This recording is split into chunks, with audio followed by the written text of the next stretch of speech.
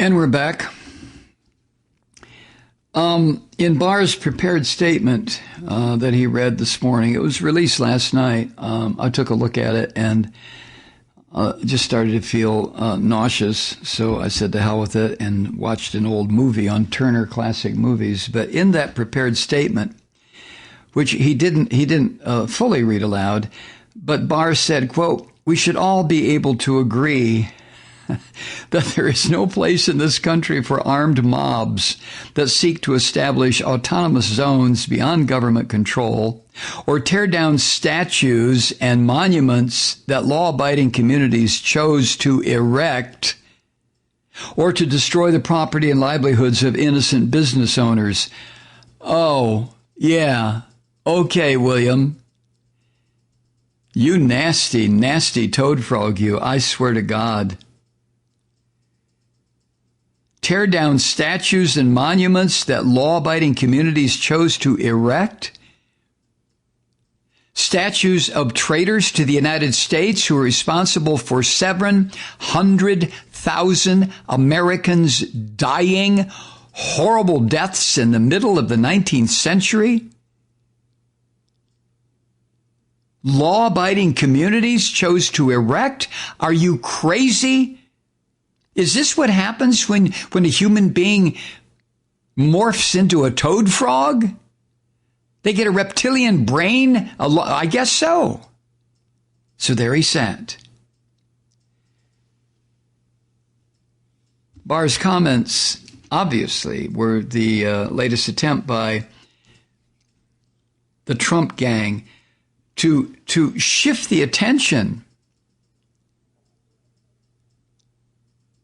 away from the fact that they are sending brown shirts. Call them what you want. I'll use the Nazi analogy. Brown shirts, SS stormtroopers who have yet to graduate into their Hugo Boss black uniforms, but right now dressed like some kind of foreign military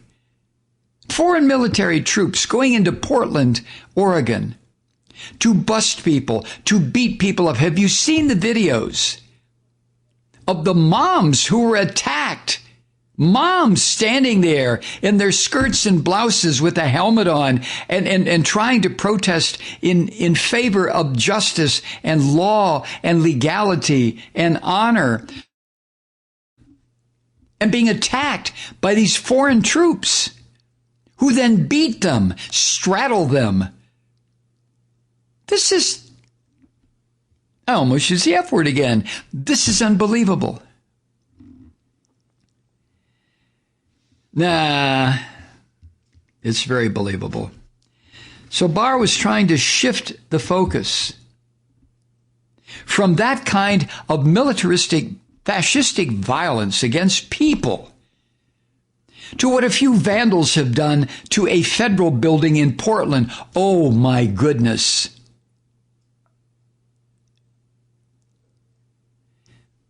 And Barr went on to accuse the police in Portland of doing nothing to stop the violence, which is another filthy Trump-style lie. And city officials in Portland have made it very clear that these federal agents and the violence that they're perpetrating against citizens of Portland and just their presence caused the tension and some of this extreme action to increase since these thugs came to town. And by thugs, I mean the people in the phony uniforms, the invading army. I can't get my mind around Americans, I guess they're Americans, in these semi-military style uniforms, all covered up so they can't be identified, attacking and beating people who must look like their brothers and sisters and their moms and their dads.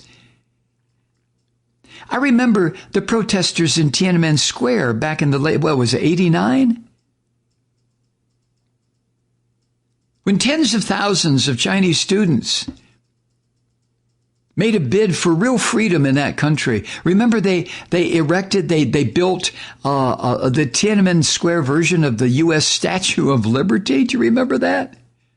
And then the troops started surrounding the People's Liberation Army started surrounding Tiananmen Square and these thousands of protesters. And the kids inside kept telling the journalists, well, they will never attack. I mean, the People's Liberation Army will never attack the people. And the tanks rolled in, and the armored personnel carriers rolled in, and the heavily militarized People's Liberation Army rolled in, and how many thousands of people then were murdered when the order was given to clear the square? How many hundreds of people are still in prison from that all these years later? How many people were tortured? How many people were killed? And that's what I think about when I see what I am assuming are Americans dressed up like toy soldiers, like something a 12-year-old kid would play with in the backyard in the dirt with their camo and their weaponry. Those people attacking unarmed American citizens who are protesting injustice, who are protesting 400 years of involuntary servitude and slavery and contempt and Jim Crow laws perpetrated against thousands upon hundreds of thousands upon millions of American citizens who happen to be black, brown, light brown, all shades of brown, all shades of who gives a shit? They're American citizens. But we'll have none of that, will we? We have to get in there and protect the federal building.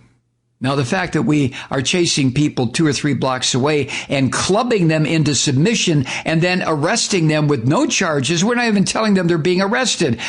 We're just protecting the federal building. Okay?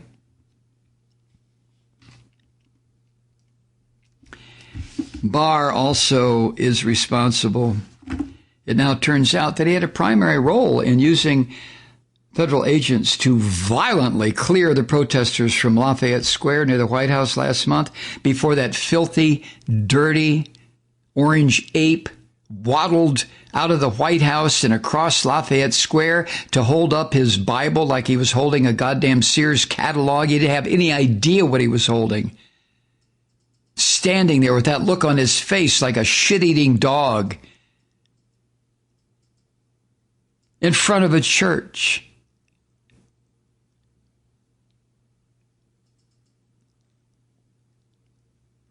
Somebody in the White House initially said that the toad frog had ordered that clearance. And Barr later said that he had not given what he called a tactical order. Oh, I see. A tactical order as opposed to what, Toad Frog?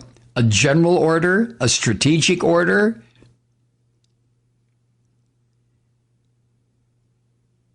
Either way,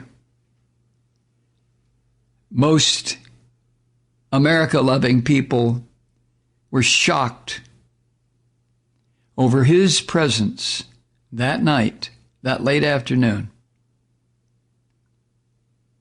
And most of us who still respect liberty and justice and decency and equality under the law, most of us see Barr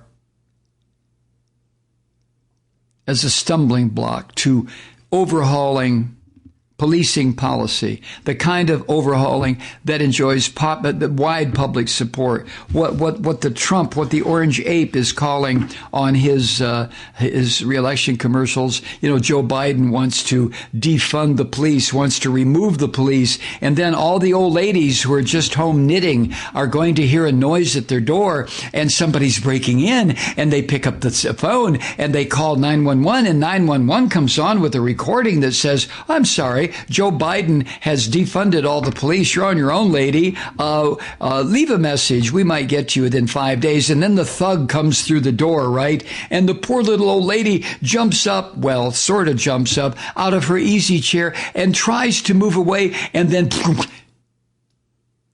"I'm Donald J. Trump and I approve this ad." Yeah. And recently, the toad frog has become the face of the apes' pledge to surge. Have a familiar sound to it?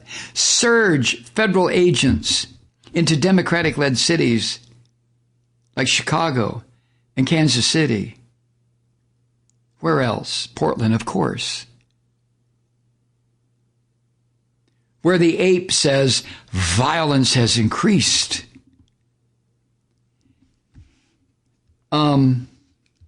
Violence by the SS, violence by the brown shirts that you've deputized, Toad Frog, to go in there and perpetuate and perpetrate and initiate violence.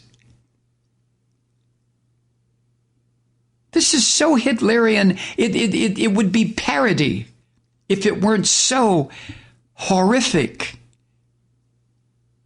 The Reichstag fire, the beer hall putsch, all of this stuff. We've seen this before in film and video. So this federal intervention of these Hugo Boss-clad SS wannabes and brown shirt hopefuls, that intervention is quickly becoming another flashpoint in this, what's it been now? 4, 5, 6 months, 10 years, 50 years, whatever it's been, this reckoning over systemic racism. And it's become a key campaign strategy by the Orange Ape, who is determined to get people to believe that the Democrats, the liberals, the progressives are leading the country into chaos.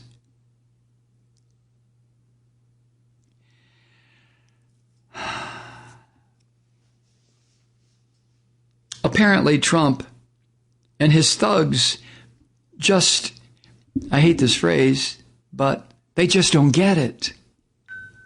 They don't understand that after 400 years of this shit, of depriving people of their humanity, white people finally woke up and said, "Oh my God, we've been part of this. We've allowed this to happen because only white people have made this possible." Systemic racism. So, okay, what do? Beat up on white people? Or do white people say, it's time I got my head out of my ass and worked toward justice and equality under the law? Hi, Truth Seekers. Mike Malloy here. As you know, we've switched formats and are now broadcast exclusively on the Progressive Voices Network. So that means you get fewer program interruptions, no corporate commercials, and lots of profanity. But our format change also means some of our radio listeners no longer hear the program.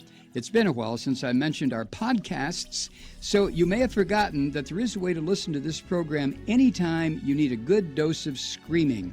Visit MikeMalloy.com and subscribe to our podcasts. You have your choice. You can listen to The Ranting with the audio podcast, or listen and watch me lose control with a video podcast subscription. As a podcast subscriber, you can download the program to your mobile device and take me with you wherever you go.